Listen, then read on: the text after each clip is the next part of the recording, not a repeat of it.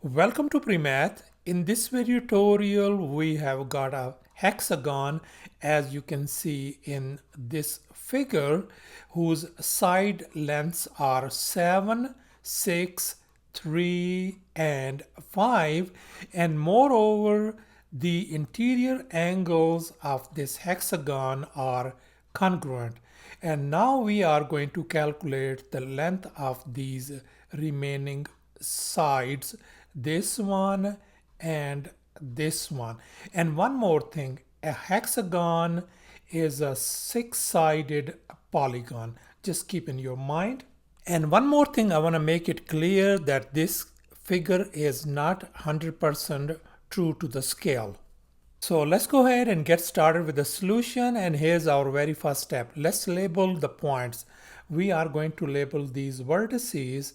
I'm going to call this point A, this point B, this C, this D, this E, and this point F. And furthermore, I am going to call this unknown side, I'm going to call side A, and this side I'm going to call B. And furthermore, we know that all these 6 interior angles are congruent, and we also know that the sum of the interior angles of this hexagon add up to 720 degrees. So therefore, each interior angle of this hexagon is going to be simply 720 divided by total number of these angles are 6. If we divide this thing, we are going to get 120 degrees. That means each of these angles, all of them are 120 degrees. Let me write down 120 degrees, 120 degrees. And one more thing we are going to do is we are going to remove the shade from this hexagon. And here's our hexagon without a shade.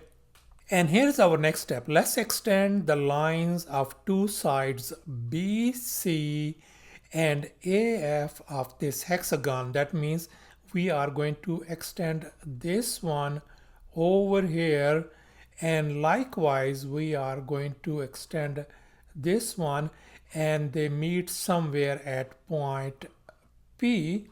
And likewise we are going to extend this line BC at this side as well, and this ED as well, and they meet somewhere at point R.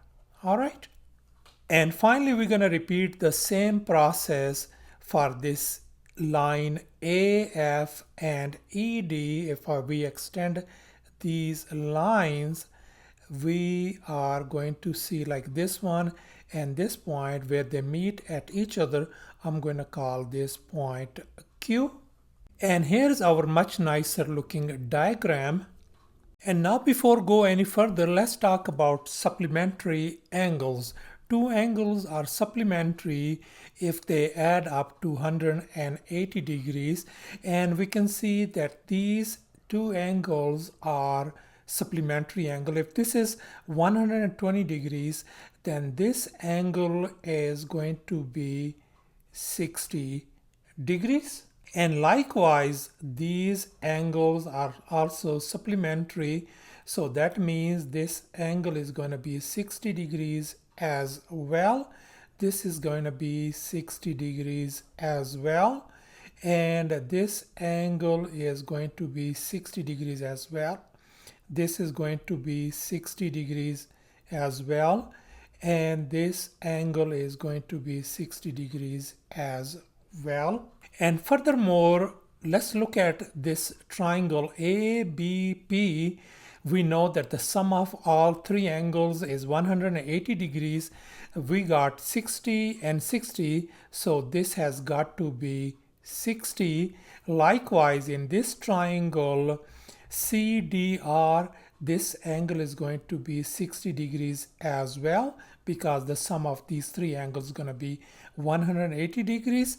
And finally, likewise, this is going to be 60 degrees for this triangle EFQ. And since all these triangles ABP, CDR, and EFQ, their angles are same, so that means they are going to be equilateral triangles. So that means this side, and this side, they are going to be equal, same side. If this side is 6 units, so this has got to be 6 as well, and this is going to be 6. Likewise, this triangle CDR, if this side is 5, so this is going to be 5 as well, and this is going to be 5 again.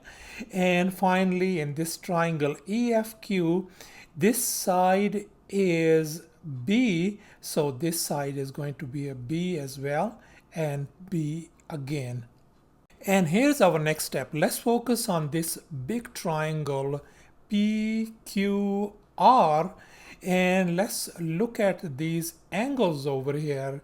We can see this angle over here is 60 degree P angle. Angle Q is 60 degrees as well. And finally, R angle is 60 again. So all these three angles are same. So therefore, this triangle PQR is an equilateral triangle. That means all these three sides have same length. Now let's go ahead and calculate the each side length over here. In this PR, we are going to have how much? 6 plus 3 plus 5. Let's add them up. If we add them up, we are going to get 14. Likewise, let's go and look at this side. This side is PQ is going to be simply 6 plus 7 is 13 plus B. So this is going to be 13 plus B. And finally, this side QR is going to be B plus A plus 5. So I can write down A plus B plus 5. And finally, since all these sides are same, so we can write this one as PR equals to PQ, and also PR equal to QR. In our case, PR is 14. I'm going to just replace it by that. Equal to PQ is 13 plus B, and on the other side, PR is 14 equal to QR, in our case A plus B plus 5. So over here, 14 equal to 13 plus B means B value is going to be simply 1. And on this right hand side, let's go ahead, write down 14 equal to A plus, we know B is 1. I'm going to replace B by 1 plus 5. So we got 14 equal to A plus 6.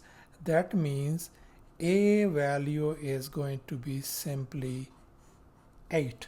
So thus the missing sides of this hexagon turns out to be A equals to 8 and B equals to 1, and that is our final answer. Thanks for watching, and please don't forget to subscribe to my channel for more exciting videos. Bye.